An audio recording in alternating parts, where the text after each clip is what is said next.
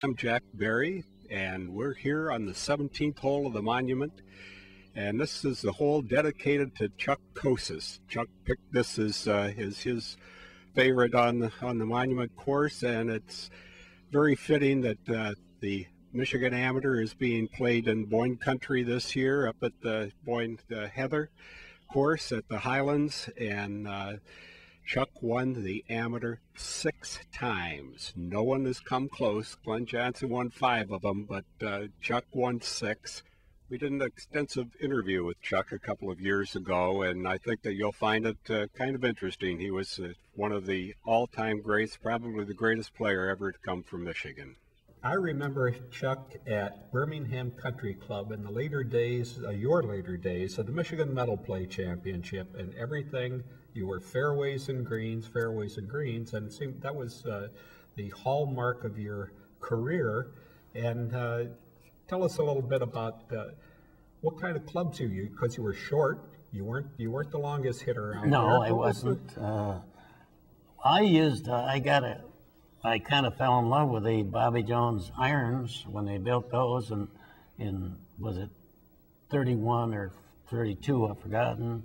And I used those practically all my life. And they were my favorite club. And the Bobby Jones putter, the Calamity Jane, I used for a long time.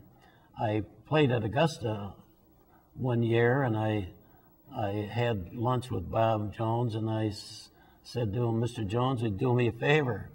He said, "What is it?" And I said, "I want one of your Calamity Jane putters." He said, "Fine." He said, "You go in a pro shop in the morning, there'll be one there for you." Well, I played, and I told my caddy, I said I had a nice experience last night. I told him about Bob Jones giving me the putter. My caddy says, "I got one that he gave me when he finished playing golf." He said, "Would you like to have it?" Well, I said, "Sure." So I give the caddy some money for it, and I had 2 of them.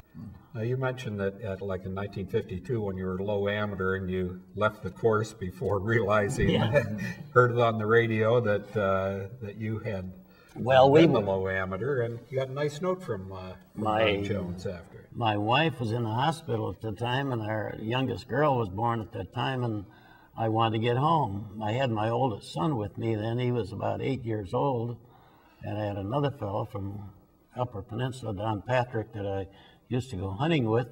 And when I finished, we got in the car and left.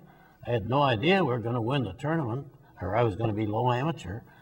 But we heard it on the radio, and we were about 70 miles away. And when I wrote Jones an apology and told him what happened, and he wrote me a nice letter back. And that was you still have that letter?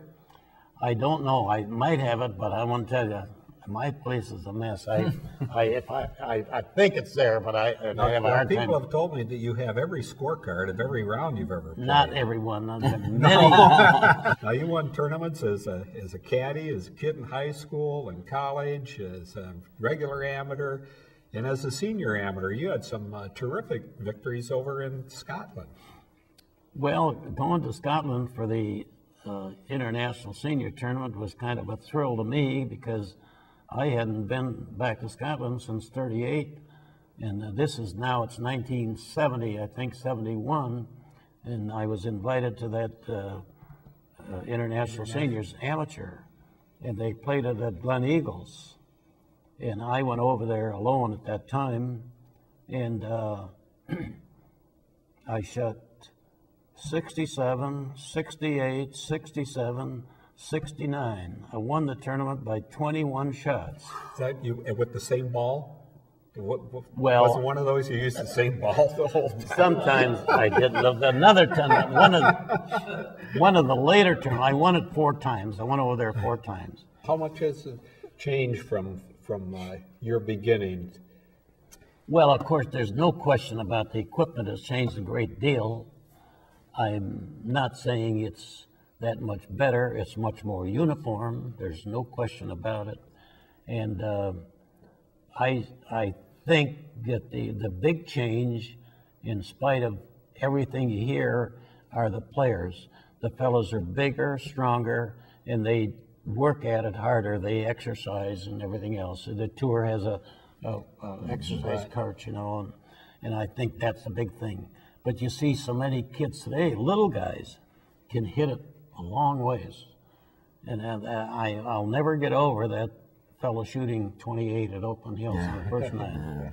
You shoot that, you got to hit it 300 yards. Let me just throw out some names and just give me a thought, what comes to your mind. Byron Nelson. One of the best.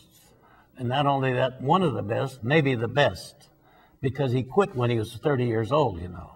He didn't stay. And I still keep in touch with him. In fact, I called him on the phone not long ago. And he's a very pleasant guy. And you just couldn't ask to be with a nicer person. Yeah. Gene Saracen. And a good player. I played a lot with Gene. In fact, when he was at the course at Florida there, what's the name of it? Marco Island? Marco Island. I go to Marco Island every year. I'm going in January again this year. But I used to play with him down there and have lunch with him. I always enjoyed him. A lot of people didn't like him. But I played with him in the Victory Open in Chicago the first time. And I really enjoyed him. I had no problem with him. But he was kind of a short-tempered guy, and a lot of people didn't really care for him. I always remember one of the stories about Hagen, and I think it was Saracen. Hagen had a 10, 12-foot putt on the last hole to win the tournament. I don't remember what tournament it was, but anyway, he said Saracen's already finished. He's leading the tournament. But Hagen's got to sink this to win, and he said, is Gene in the gallery? Someone said, no, he's in the locker room or a grill room or something. Hagen says, go get him, bring him out, and let him watch me sink this putt. Anyway, he made the putt. Did you play with Arnold at all? No. I liked him. I met him, and one of the nicest, most pleasant guys you'll ever meet. One of the best. Yeah. What about Tiger Woods? What about this guy as a golfer? The best. The best there is. He can hit as far as anybody and straight as anybody. And what I admire about him much as anything is he misses the green and he's always puts it up there like that. It doesn't matter what kind of a shot it is. Jack, you've covered a lot of golf, and certainly some of that had to cover Chuck. This guy had to be a colorful character from the media standpoint. Well, I don't know. He was pretty close-mouthed. He was not like he is today. Is that right? He was pretty spare with the language, but they were always nice to me. Thank you very much for watching the Michigan Golfer. Charles Chuck Kocsis hole, record holder unparalleled in Michigan amateur golf. He won 6 Michigan Amateurs and 3 Michigan Opens. He was Big Ten champion twice and National Collegiate champion. Also was a runner-up in the United States Amateur. He was low amateur in the United States Open twice, in the Masters, in the Western Open, and the Motor City Open.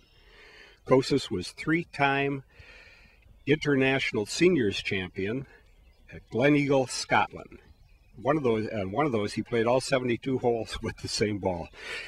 He played for the U.S. Walker Cup team 3 times and is a member of the Michigan Golf Hall of Fame and the Michigan Sports Hall of Fame. And this hole was dedicated on July the 15th, 1987.